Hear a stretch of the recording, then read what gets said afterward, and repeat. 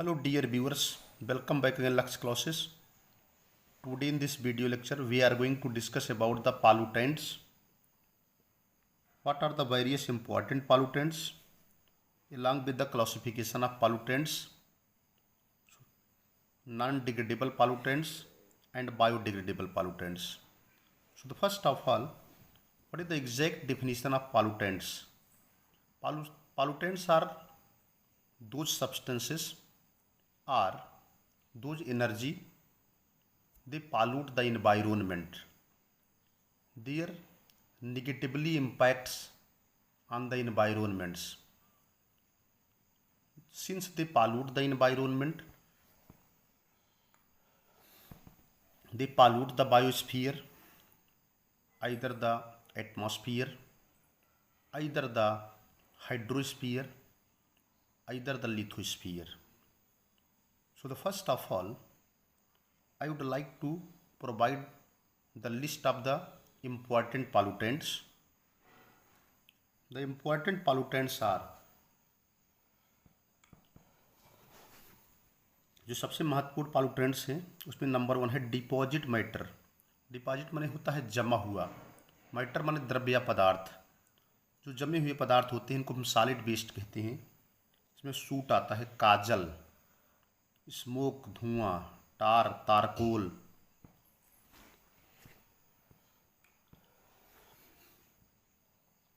Are wastes अथवा अपशिष्ट पदार्थ। गैसेस में है carbon monoxide, nitrogen oxide, sulphur oxide, halogen. Halogen में आती है क्लोरीन, ब्रोमाइड और iodine.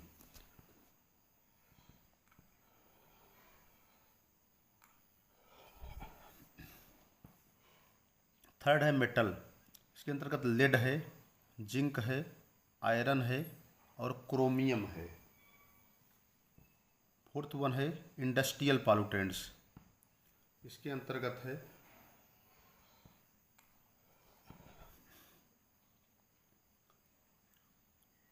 बेंजीपायरीन, benzene, ether, acetic acid, ETC and cyanide compound. Agricultural pollutants हैं pesticides, herbicides, fungicides and fertilisers. Pesticides are known as those substances they kill the pest are known as pesticides.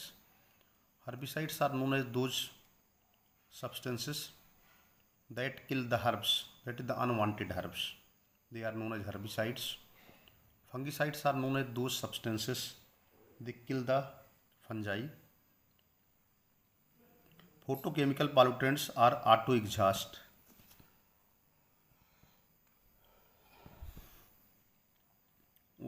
Ozone oxides of nitrogen, aldehyde, ethylene, photochemical smog, peroxy steel nitrate. इसके अलावा है radiation pollutants. These includes radiation from radio active substances and radio active fall out of the nuclear test. These are the various pollutants which is emitted from the different sources and pollute the biosphere in any form, either the gaseous form or the solid form or in any other forms.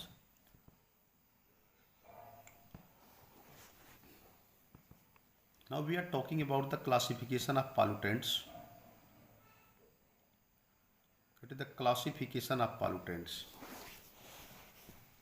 on the basis of their natural disposal.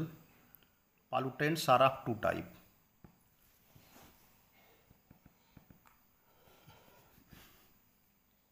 On the basis माने आधार पर, दियर माने उनकी, natural माने प्राकृतिक, disposal का मतलब होता है किसी चीज़ का क्षरण होना, किसी चीज़ का ख़त्म होना।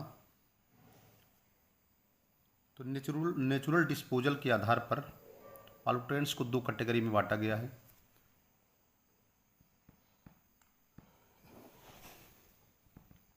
फर्स्ट है नॉन डिग्रेडेबल पॉल्यूटेंट्स, सेकंड है biodegradable pollutants. Non degradable pollutants का मतलब होता है ऐसे पॉल्यूटेंट्स जिनके अंदर कोई बदलाव नहीं होता है, अथवा उनका जो डिग्रेडेशन होता है, उनका क्षरण जो होता है बहुत धीरे धीरे होता है।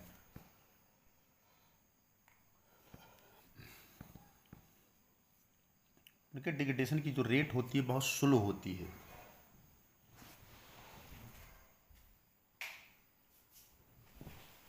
Rate of degradation is very slow. So on the basis of their natural disposal, pollutants are of two types. First one is the non-degradable pollutants. These are those pollutants which are either not altered or degraded at a very slow pace.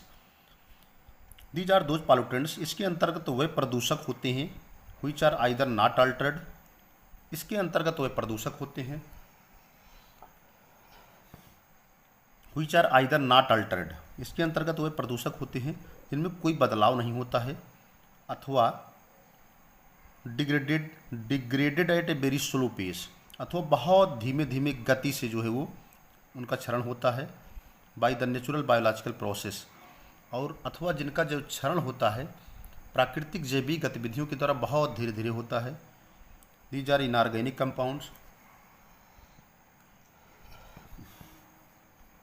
इसके अंतर्गत अकार्बनिक यौगिक होते हैं such as salts, इनको chlorides कहते हैं, metallic oxide हैं, वेस्ट प्रोड्यूसिंग मटेरियल हैं, इसके अलावा मटेरियल लाइक एल्युमिनियम कैंस हैं, मर्क्यूरिक साल्ट्स हैं, लॉन्ग चेन फिनोलिक केमिकल्स हैं, एंड इवन DDT और भी हैं जैसे DDT है।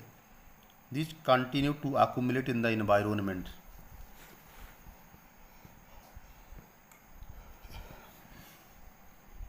These माने लगातार, these माने ये, कंटिन्यू माने लगातार, ये लगातार जो होते हैं, accumulate माने इकट्ठा होते रहते हैं, in the environment माने पर्यावरण में। So the first and most important things regarding the non-degradable pollutants is that it is such kind of pollutants, they are either not altered, they are always accumulated in the environments, or if they are degraded, their pace is very slow. पहली बात तो ये ऐसे प्रदूषक होते हैं, ऐसे pollutants होते हैं जो बदलते ही नहीं हैं, एज इट इज पड़े रहते हैं सालों साल, 100-200 साल, अथवा अगर ये डिग्रेड भी होते हैं, क्षरण भी होता है, अल्ट्रेशन भी होता है, उनकी जो अल्ट्रेशन की रेट है बहुत कम होती है, इसलिए इनको नॉन डिग्रेडेबल पॉल्यूटेंट्स कहते हैं। डिग्रेड माने क्षरण होना, सड़ना। सेकंड है biodegradable pollutants. Biodegradable pollutants are such kind of pollutants which degrade or decomposes under natural process। ठीक है।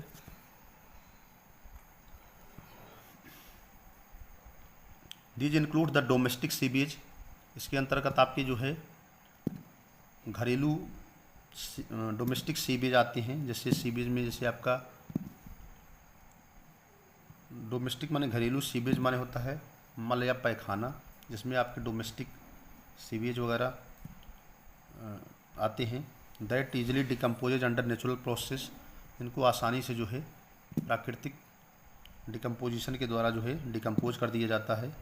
And can be rapidly decompose by some artificial method, और इनको बहुत शीघ्रता से कुछ अप्राकृतिक तरीकों के द्वारा भी बहुत शीघ्रतापूर्वक डिकम्पोज कराया जा सकता है। पहली बात तो बायोडिग्रेडेबल पॉल्यूटेंट्स के अंतर्गत घरेलू कचड़े आते हैं, घरेलू वेस्ट आते हैं, डोमेस्टिक सीवेज आते हैं, जिनको आसानी से नेचुरल प्रोसेस के द्वारा डिकम्पोज कराया जाता है, अथवा बहुत शीघ्रतापूर्वक उनका डिकम्पोजिशन आर्टिफिशियल मेथड से भी कराया जा सकता है। सीरियस प्रॉब्लम तब आती है when these start accumulating in the medium, बहुत ज़्यादा दिक्कत तब आती है जब ऐसे पॉल्यूटेंट्स जो होते हैं किसी माध्यम में इकट्ठा होना शुरू कर देते हैं। Because the pace of decomposition exceed the pace of decomposition of the disposal.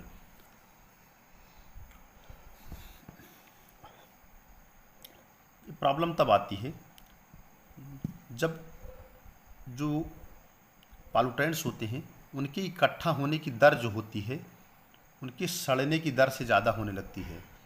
जैसे मान लीजिए बहुत सारे पालूटेंट्स को हम वाहन में भर करके कहीं भेज देते हैं, कहीं दूर शहर से बाहर फेंक दिया जाता है, तो वहाँ पर जो भी पालूटेंट्स हैं उनकी सड़ने की जो दर है, जो जिस रेशियो में वो सड़ रहे हैं, जिस रेशियो में डिकम्पोज हो रहे हैं, उस रेशियो से ज़्यादा अगर हम पर डे वहाँ पर ले जा करके पालूटेंट्स को कलेक्ट करते रहेंगे तो होगा क्या, जो पेस ऑफ डिपोजिशन है, इकट्ठा करने की जो दर है, एक्सीड माने होता है ज़्यादा हो जाती है। तो पालूटेंट्स के इकट्ठा होने की दर जो होती है उनके सड़ने की दर से ज़्यादा हो जाती है, इसलिए वहाँ पर जो पालूटेंट्स है वो इकट्ठा होने लगते हैं, क्योंकि सड़ते कम है और इकट्ठा ज़्यादा होते हैं। लगातार सड़ते रहेंगे तो ख़त्म हो जाएंगे, लेकिन सड़ते तो कम है क्योंकि उनका एक रेट है, उसी हिसाब से सड़ेंगी, लेकिन पर डे हम वहाँ पर इकट्ठा कर रहे हैं तो उनकी रेट ज़्यादा है। So the rate of decomposition so the rate of deposition is more, rate of deposition exceed in comparison to the rate of decomposition, then the pollutants are aggregated in huge amounts and problems create at that time. This is the major problem. So it is known as biodegradable pollutants. अब आगे हम बात करेंगे primary emission of pollutants, इसके बाद secondary pollutants.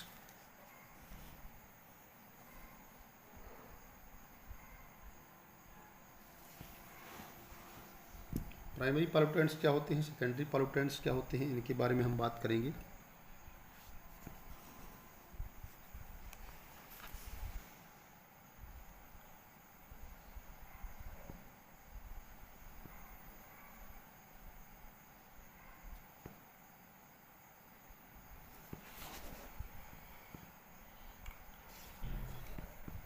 On the basis of the form in which they persist after their release into the environment, on the basis of the form माने होता है इसके आधार पर कि जो पॉल्यूटेंट्स होते हैं वे परसिस्ट माने होता है यथास्थिति बनाए रखते हैं, आफ्टर दियर रिलीज माने होता है मुक्त होने के पश्चात, इनटू द इन्वायरमेंट्स वातावरण में मुक्त होने के पश्चात जो प्रदूषक होते हैं अपनी यथास्थिति बनाए रखते हैं। इस आधार पर पॉल्यूटेंट्स को दो कैटेगरी में बांटा गया है, पहले कहते हैं प्राइमरी इमिशन और प्राइमरी पॉल्यूटेंट्स, दूसरे कहते हैं सेकेंडरी पॉल्यूटेंट्स। यहाँ से भी बहुत सारे शार्ट क्वेश्चन पूछे जाते हैं। प्राइमरी पॉल्यूटेंट्स क्या होते हैं, प्राइमरी इमिशन क्या होता है, प्राइमरी पॉल्यूटेंट्स और सेकेंडरी पॉल्यूटेंट्स दोनों पे क्वेश्चंस पूछे जाते हैं। प्राइमरी पॉल्यूटेंट्स क्या हैं, these includes those substances which are emitted directly from some identifiable sources. इसके अंतर्गत वे पदार्थ आते हैं जो सीधे कुछ पहचान युक्त स्रोतों से सीधे उत्पन्न होते हैं। प्राइमरी पॉल्यूटेंट्स वे होते हैं, प्राइमरी पॉल्यूटेंट्स वे पदार्थ होते हैं जिनकी उत्पत्ति, जिनका इमिशन, इमिट माने निकलना, प्राइमरी पॉल्यूटेंट्स वे पदार्थ होते हैं जो कुछ पहचान युक्त स्रोतों से सीधा निकलते हैं। इसके अंतर्गत है सल्फर कंपाउंड, सल्फर डाइऑक्साइड है, सल्फर ट्राइऑक्साइड है, हाइड्रोजन सल्फाइड है, मर्कैप्टेंस है, जो किसके द्वारा प्रोड्यूस होते हैं, ऑक्सीडेशन ऑफ फ्यूल, ईंधन के ऑक्सीकरण के द्वारा। इसके अलावा कार्बन कंपाउंड है,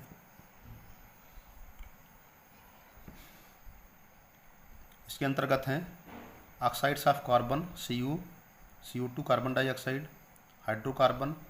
hydrocarbons are produce by the incomplete combustion of gasoline. Hydrocarbon की जो उत्पत्ति होती है गैसोलीन की अपूर्ण दहन के कारण होती है। इसके अलावा है नाइट्रोजन कंपाउंड्स,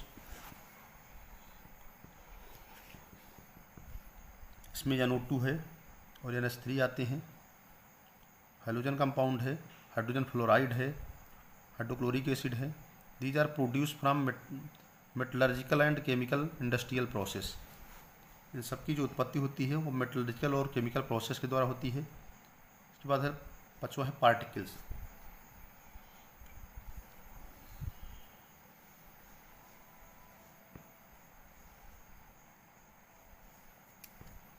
पार्टिकल्स होते हैं, particles are of different size and different substance are formed suspended in the air. Particles जो होते हैं विभिन्न आकार के होते हैं और विभिन्न सब्सटेंसेस जो होते हैं वो सस्पेंडेड माने पड़े रहते हैं इन द एयर माने वायु में।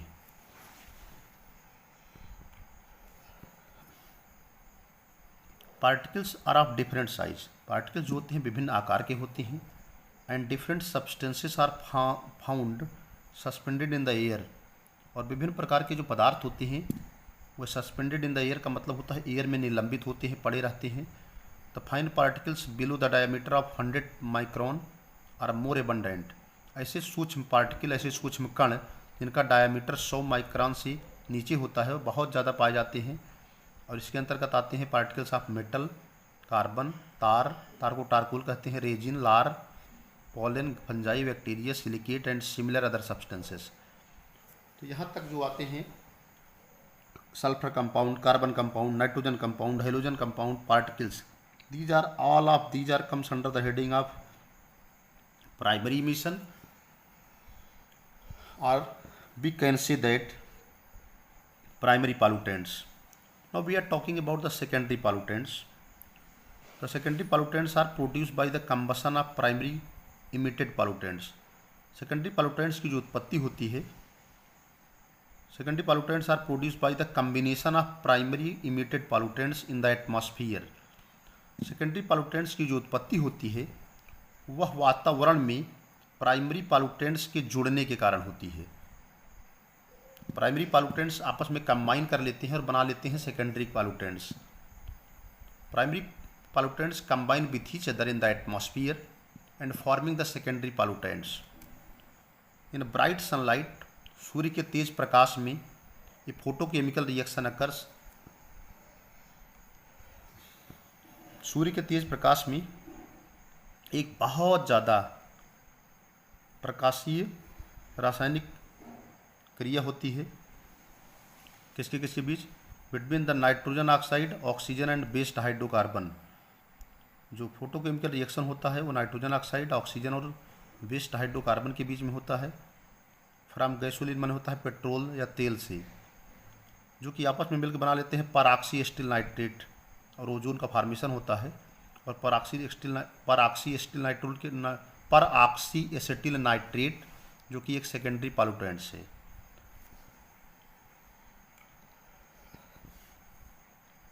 So it is very clear that in the atmosphere, वातावरण के अंदर सूर्य के तेज प्रकाश में एक फोटोकेमिकल रिएक्शन होता है, एक प्रकाश रासायनिक क्रियाएं होती है, जिसके अंतर्गत नाइट्रोजन ऑक्साइड, ऑक्सीजन और अपशिष्ट हाइड्रोकार्बन जो कि गैसोलीन से निकलते हैं वह आपस में जुड़ करके बना लेते हैं परऑक्सी एसिटिल नाइट्रेट, और ओजोन रिलीज होती है। Both of them are toxic component. दोनों जो होते हैं जहरीले कंपोनेंट्स होते हैं, दोनों जो है जहरीले घटक होते हैं ऑफ स्मॉग के, स्मॉग माने धुआं के।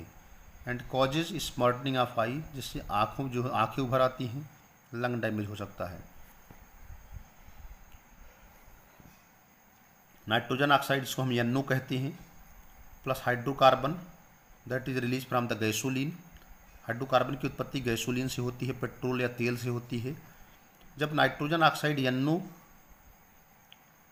That is combined with the hydrocarbon that is released from the gasoline in the presence of ultraviolet radiation in the bright sunlight, then there is the formation of peroxyacetyl nitrate that is known as PAN, that is the secondary pollutants, and formation of ozone.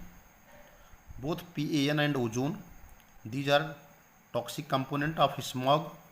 That's why the smartening of eye and lung damage occurs. So these are about the secondary pollutants. Now we are talking about the third components, that is the smog. Smog को धुआं कहते हैं, fog को कोहरा कहते हैं। Fog deposited with smog, fog जो होता है स्मोक के साथ जो है जमा हो जाता है।